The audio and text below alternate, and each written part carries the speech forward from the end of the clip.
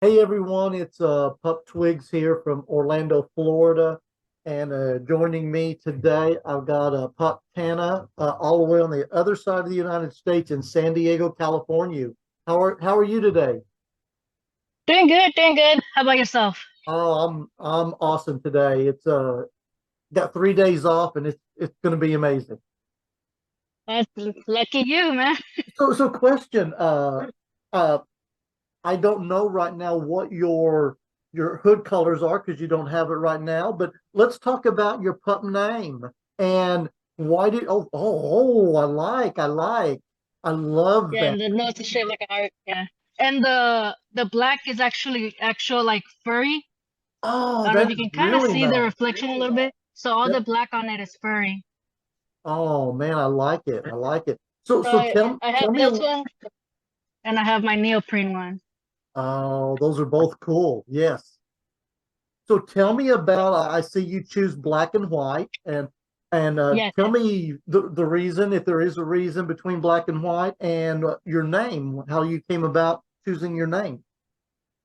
Um, First color wise, nothing in particular. What I did to find my face, I guess. I consider myself a pit bull, but more of a puppy versus a full grown pup.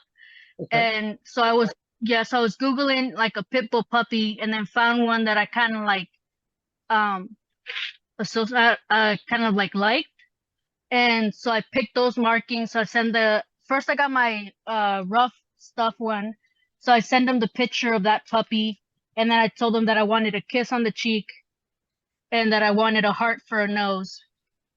And this was actually the first hood I bought because I figured if I'm gonna get a hood and pay the certain amount of money, I'd rather pay the extra however much to just make it custom. Yes, I agree. And then when I made my when I ordered my leather one from PNC Creations, um, I used the same puppy picture and I told them the same thing so it would match. And I like the black and white. I feel like it's very um neutral in a way. Hmm. And since my pup area is not as much sexual as it is just like a play release sort of thing. Right. Uh, and as far as my name, so my name is Tanya, Tania, and I gave myself my name. So I wanted something, I'm very fond of my own name. I feel like it suits me very well. So I wanted something close to it, but slightly different. So it was me, but like a little more playful. So that's how I came up with my name. Figured it was a nice transition because it's still me, just a little bit different. Yeah, yeah.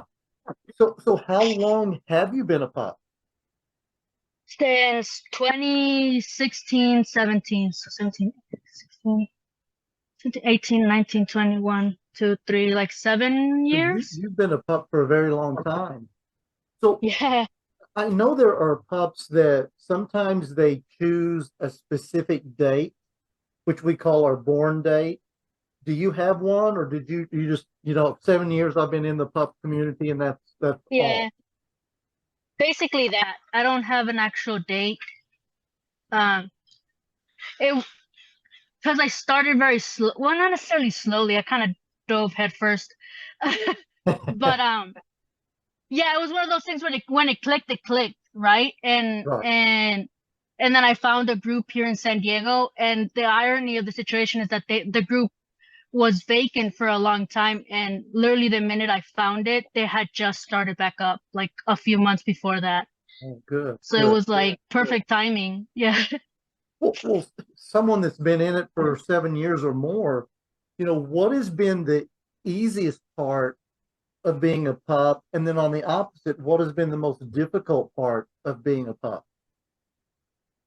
Um, so I'll start with the difficult part since that's the easy one to come to. Okay. Um, I feel like the hard part is being both female and female bodied.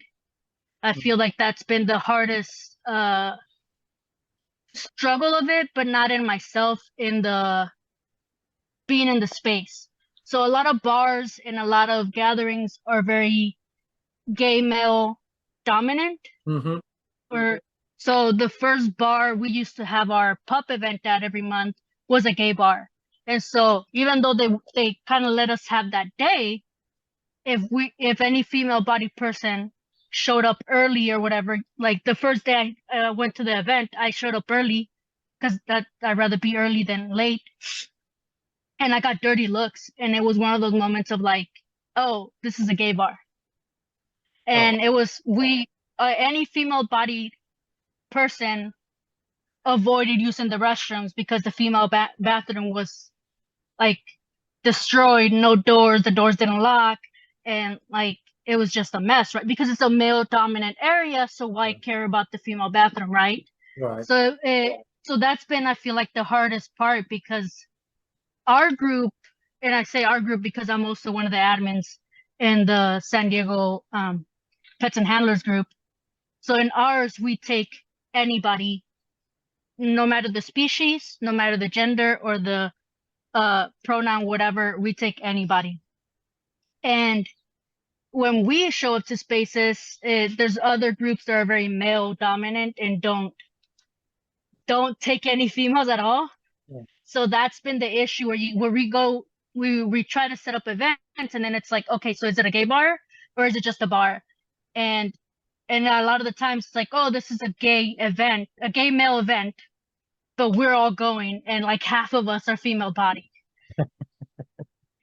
And you go to the, like, even the bartenders will give us dirty looks, or like, and it it's getting slightly better because people are used to us more, right? Over Mm-hmm. the years and stuff. And I feel since COVID, um, we learned to appreciate our areas more. The fact that we can still do this safely. And so I feel like since COVID, it's been a little more relaxed. But even if it's a Sampa event, or we're moshing in there, we're gonna set up a mosh area.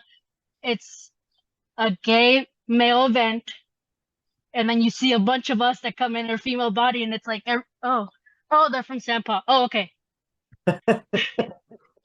Well, Then it makes sense. I'm like, oh, they're from Sampa. Okay, then that's a couple. Yeah, that makes sense.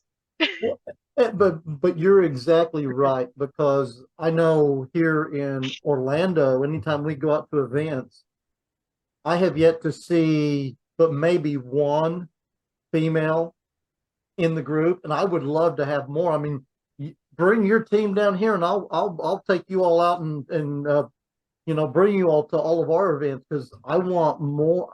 We should be inclusive. Everyone should be welcome. Yeah, Any species, anything, to be a part of this. and that's the biggest question we get in our, like, and Pride, when we have our leather realm where we have our setup, we set up our booth and stuff. I'm not even kidding you. Like 70% of the questions I get is, are you allowed to be a pup if you're female? Wow. Yeah. And We it's like, yeah, like, oh, so I don't have to be a kitten? Like, no, you are who you like. you And can be it's, whoever you and want to be. or they'll Exactly. go, do you know any female pups? And then I go, hi, I'm a female pup. Oh, Like, well, so I understand that's the most difficult part. I know what's been the easiest for you. the family aspect, Okay. Yeah. the regardless, the community, and the, how do I say it? I don't know if camaraderie would be the proper word, but like just the embracement of the community that happens when you Yeah. join something and you come into this style of community, that regardless of who you are, it's like you're literally embraced. Yeah. I agree on that one and stuff. So I think I might know where we're going on this one, but if you could change one thing about the pup community, what would it be?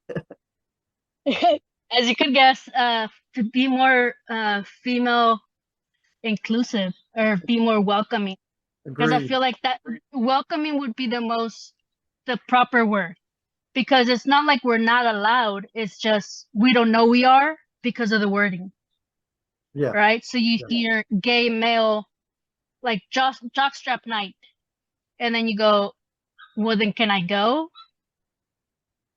It's Yeah. the first thing, but it's like we can also wear jock straps, so it doesn't Exactly. matter, It shouldn't right? matter.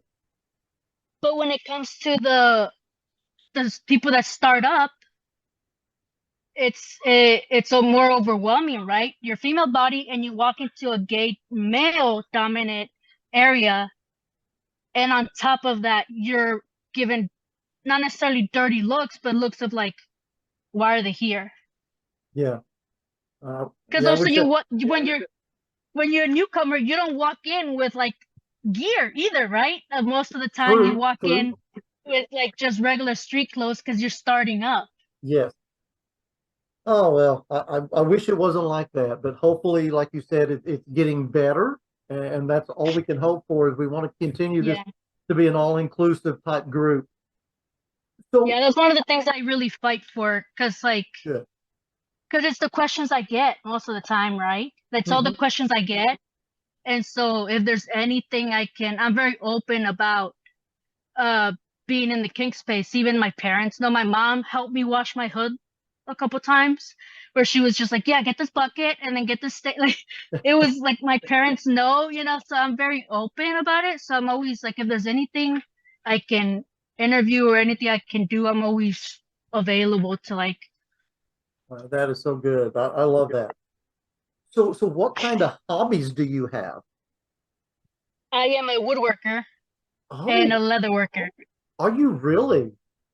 Yeah, so I make paddles, and I don't have any right now, but well, I have a shape of it. So I'm in my shop right now. I'm in my backyard, and so as you can see, some of the machinery and like I tools and see it. stuff. Yes. So I make a paddle about this shape. Oh wow. Um, and this is poplar, so it's somewhere between hardwood and softwood. So it's Uh-huh. very light, but also very sturdy. And so what I do is I carve a boot print on it, and I carve a regular boot print, and I also carve a boot print where the center of the boot print has two paw prints.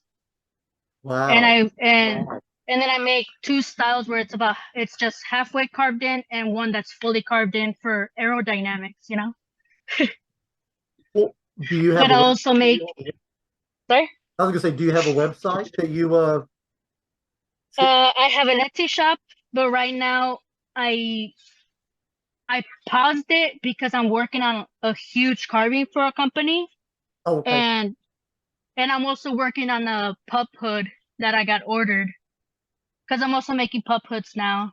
I made a pony hood and now I'm making pup hoods. And because I also, like I said, I'm also a leather worker, so I've made paddles with the wooden handle and leather. And my most popular thing that I sell are leather keychains. And so I make a little pup head, a leather pup head that I'm gonna start adding squeaky things inside of it, like those little round ones that come in the toys and stuff. Oh, So I wow. bought a bunch of those squeaky things. I'm gonna add them into those. Oh, you will have to send me a picture of that because I might want one. I will. Yeah, and I make and so what I do for a lot of the leather, I buy scrap leather and at a decent price, right? Because it's scrap, Hmm. and I use the scrap leather to make the keychains, and then the scrap that I get from making them, I use to fill them in. So there's no waste, and it's all reused leather that no one like someone's throwing out because they don't have use for it, but there's always something to do with them. Oh, that is amazing. I love that. So I know you mentioned earlier pets. How many do you have? Right now I just have one husky. She's my service dog. Gato, come. Also, her name is Gato, which is cat in Spanish. Baby, Oh, up, up, come on. She's blind, so sometimes she'll no play. Come here. Up. oh, that's so adorable. She Oh, wants to play. She was playing with her octopus. Up. Come here. Come here. look at Come that. on, baby. Oh, Yeah. she's so pretty. Tato. Yeah. She's my She's my service dog, so I have really bad social anxiety, just depression and crazy PTSD. Well, CPTSD technically. Uh-huh. And so um she's my buddy that I take everywhere with me. Oh, yes, I would too. And she's So, such a good it's crazy because I got her rescued, and then I want to say like 3 months later she developed glaucoma in both eyes. oh, A year later she stopped reacting to the medication and started losing most of her sight. So then we just had her eyes removed recently, and she's adapted pretty well. oh, that's good. Oh Yeah, my goodness, what a story. I know. But she's my baby. Well, yeah, of course she is. Our pets are our babies.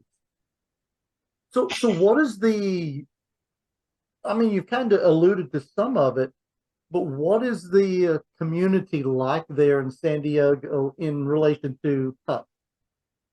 Um, it's pretty large actually. We have a large amount of pups, but pups in specific groups. I want to say there's about two dominant groups. Okay. Ours is San Diego Pets and Handlers, and we just recently switched it from pups and handlers to pets and handlers. So in the process of switching that. And so it's us, and then there's also I want to say a pack of all male and gay male pups that also gather. I don't necessarily think they have a specific group, but they tend to kind of stick with each other. Every now and then we'll see them at events and we kind of like give the nod. Sometimes we play with each other, but it's very um they sometimes come to our events, sometimes they don't. They kind of stick to themselves a lot, but they do show up and we do bump into each other a lot, obviously in the space. So pup wise, we have a large amount of male pups, and out of the entire pet community, I want to say about 30% is female or female bodied, Mm-hmm. and out of the entire kink community, I think we're at a good percentage, not half, but I want to say like a third of us, like a third of the community is a pet player in some form. Okay. All right. Yeah, because I mean, our community here is not real big, but it is definitely growing here in the Yeah, Orlando area. And but I want more females in it, and that's what I'm trying to do. Is come on, let's get you guys in our group as well because I want everyone welcome. We've got one horse and we've got one dragon. Uh, we have a dragon too. do you real? Oh, that's pretty Yeah, cool. and we got a couple ponies. Yeah, So if but you no, there's it's pretty decent size down here. I feel like it's in general the kink community's decent size, I think. uh, well, I know you know what? I just lost my train of thought on what I was gonna ask. Sorry. Oh, I'm assuming you all have a lot of events that take place in the San Diego area. Yes, and we also get a lot of the commuters from LA. Oh, So really? a lot of us, so it's like the LA scene and the San Diego scene, we tend to overlap sometimes, Okay. especially for big events like Leather Pride. We get a lot of them down here. Also, like if we have specific pet events, we have a good handful of them that come down. Um, and same for just the regular well not the but the general kink community. A lot of the LA people come down for that. Okay. And we go up also, right, for the big events. Like one of our previous pups that was in the group was the um LA pup. And so he would commute to our events, but then he went up there and because we don't have a pup uh title, but LA does. LA does, yeah. Yeah, Yeah. we do have a title here in Orlando called Orlando Puppy, and they're just getting ready to start submitting applications for the 2023 pup. But I know the previous, I don't know if he was last year's or a couple years ago, Aspen. uh-huh. Uh, I know him. Like we used to do videos together for Cerberus Effect. Oh, really? Yeah, so we had a YouTube channel where we did videos about pet play. Oh, that's pretty awesome. Yeah, Yeah, and so we did it for a good like 6 to 8 months, I think. mhm. Well, I know But this. it just I was going to say this. it died down. Yeah. Well, this morning I was supposed to interview Pup Dauber, which is attached to Florida Puppy, but we weren't able to make the time, so we've rescheduled it for next weekend. But I know he's a big part of Florida Puppy here. He's out of Jacksonville, Florida. Okay. So, if you could, or if you knew there was a new puppy coming into the group, what kind of advice would you give them? Um, Ironically, I tend to be the one they send them to. Oh, really? Uh, yes, because as you can tell, I'm a talker, and also since when I came into the community, I came in solo, right?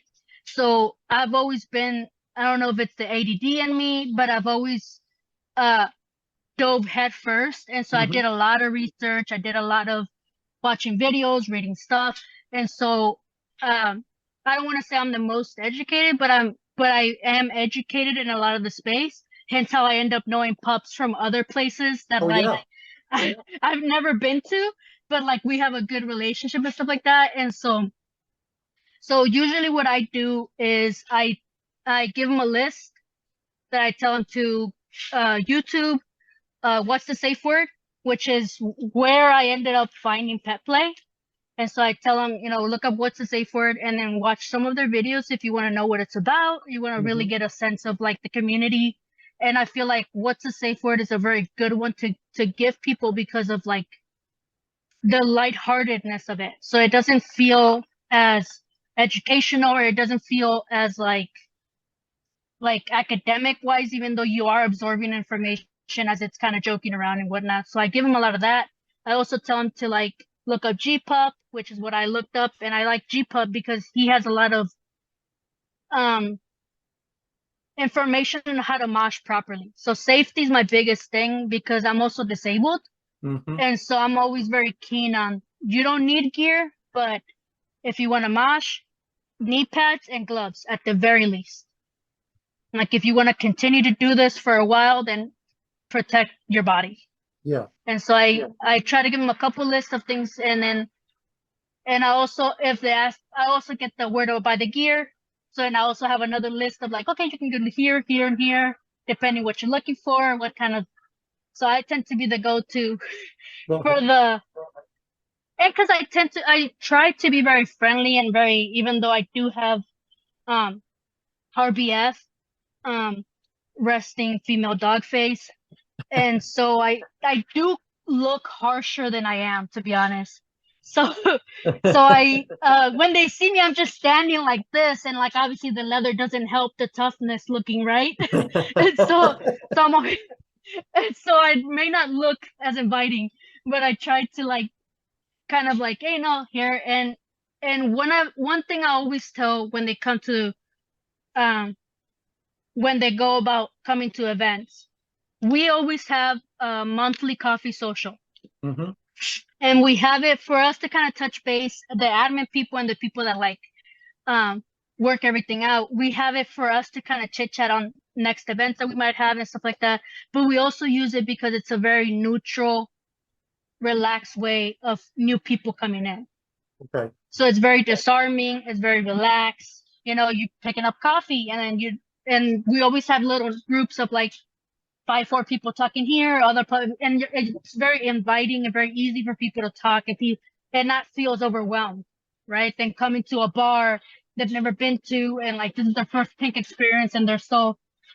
And I tell them that one, and I also tell them we have a swap meet where vendors in the community get together and we sell our stuff or trade leather or trade goods and stuff. So I always tell them to go to that one. Also, if you want to go to a first event, go to that one. There's always a lot of pups there because some of the vendors are pup groups. So like myself, the bootblackers that typically go, our pups are in our group, and then some of the leather workers that show up are from a larger also uh pup pack. And so I tell them to do that because that one's also very inviting, right? It's a vending event. There's going to be mingling. It's easier to approach people because they're selling something, right? So you can approach and start a conversation of like, oh, what's that? Yeah. So it's also very, like I said, very welcome, very like easygoing for a new person. Okay. All right. Awesome. So if you could ask my next guest on Unleashed a question about the pup community or about themselves, what would that be?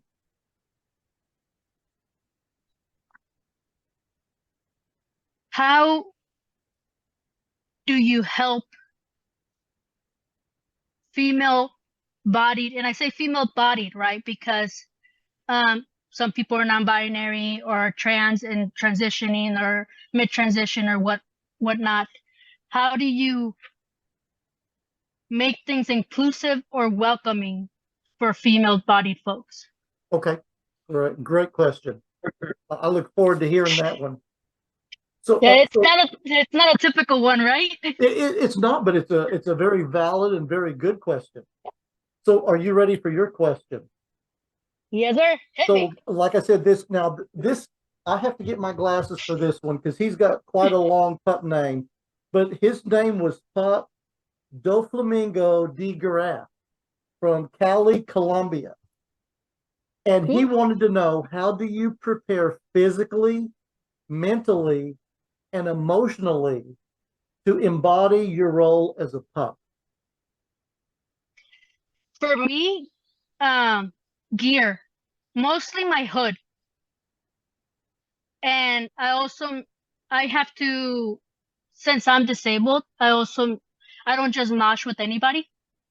So I make sure that my safety people are around Mm-hmm. to be able to get fully in headspace because I know I have people that are, if I get hurt or if someone comes at me a little too rough, that they will step in. Okay. And but mainly to really get in the headspace or prepare to get in the headspace, I start off with my gear. The I feel like the aspect of like putting on the knee pads, putting on the gloves, like you slowly start kind of dropping, like like shedding the human, right? But Mm-hmm. in the minute at the hood, it's like I'm in it because my peripheral vision gets obstructed, and also like just the hood aspect of it. It's like I'm putting it on. Yes. So let's say some pups down the road that views this episode wants to reach out to you and say hi, or they saw you on this podcast. How might they reach out to you? Tanya made. That's well, I'm very public on everything, Mm-hmm. and so I have a Facebook, I have an Instagram, and TikTok. And so Tanya, my first name TANIA underscore made underscore. And that's my woodworking and leatherworking Instagram and TikTok. Okay. And I always tell people feel free to send me a message, feel free to comment, whatever anybody needs. And on my Facebook, it's just my full name, Tanya Burgos, Burgos. But typically the Instagram seems to be the more disarming because it's like they look at the stuff I make and it's like an easy conversation starter for a lot of people. Oh yeah, yeah. Okay. Well, any last words that you want to share on here before we end this podcast? If anybody is curious about being female body and pet play, not just puppy play, feel free to reach out. I'm always available for questions. I'm always, I'm here for the community, uh, whatever it needs. It has been a pleasure getting to talk to you. I know we kind of jumped the gun yesterday, but we made this work out, and it's just been awesome to be able to talk to you. And I didn't even know you into all that leatherworks and woodworks and stuff like that, but I can't wait to log on to your Instagram and take a look at the stuff that you make because sounds amazing. Thank you. Yeah, I had a good time. Yeah, I'm always available for anything. Well, you may hear from me some more. I still want to see that puppy hood or squeaky toy when you get them done. Definitely. Well, I will be talking to you again soon. Okay. Sounds good. Bye.